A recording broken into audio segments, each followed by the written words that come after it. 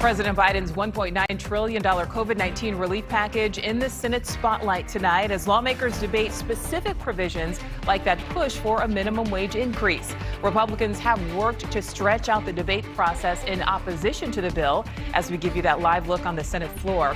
Republicans say the Democratic plan is too expensive and doesn't account for increasing vaccinations and good economic news, but Democrats reject that, citing the hundreds of thousands still without jobs as millions struggle with basic expenses. NewsNation correspondent Joe Khalil joins us live from Capitol Hill. And Joe, what's the latest on where this debate stands?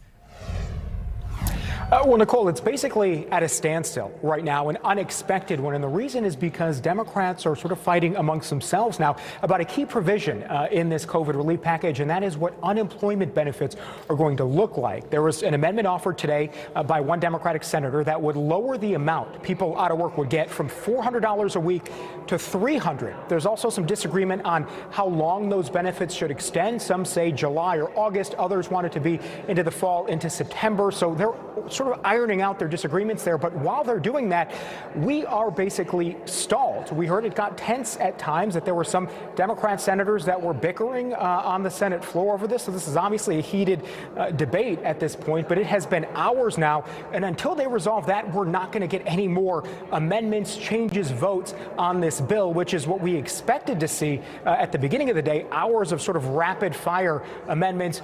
We are halted, and so that's where it stands right now. We're not going to get to sort of the crafting of this bill until Democrats figure that difference out. So, Joe, do we have any idea when the Senate might actually vote on the bill then? So the timeline has been skewed now because, as I said, we had all of these amendments that we were expecting. One Republican said that he alone had 100 lined up and ready to go. So we could potentially have dozens of these amendments happen after the Senate comes back. We expected at the beginning of the day, it might be tonight. It looks more likely that the Senate's not going to vote on this until maybe over the weekend. And even after they do, it has to go back to the House.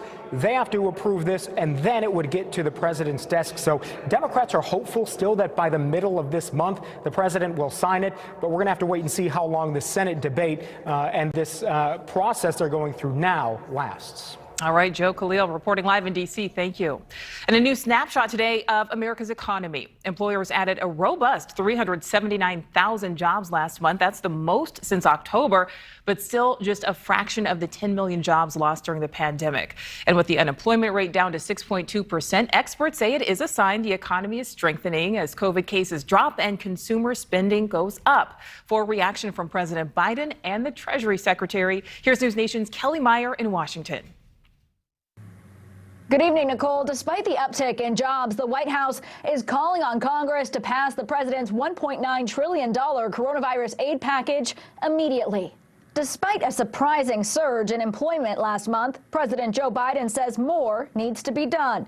We can't afford one step forward and two steps backwards. The Labor Department reported Friday that the U.S. economy added 379,000 jobs in February. The news comes as vaccines go into more American arms and some states begin to lift COVID-19 restrictions. But the White House says there are still 9.5 million fewer jobs than there were this time last year. And the rescue plan is absolutely essential for turning this around. President Biden is calling on Congress to pass the COVID aid package currently in the Senate, where final passage is still uncertain as some Republicans and Democrats weigh their vote. Is the furthest thing from unity I've seen. Republicans like South Carolina Senator Lindsey Graham say much of the nearly $2 trillion aid package takes the wrong approach. The bill, Mr. President, that you're pushing has got more to do with a liberal wish list than getting us back in business. White House Press Secretary Jen Psaki says the president will be on the phone all weekend trying to get Republicans on board. But Psaki says the president's measure of success is whether we get the package through so we can deliver relief to the American people. Debate on the bill is expected to go through the night, and final passage could come as early as Saturday. Reporting in Washington, I'm Kelly Meyer, NewsNation.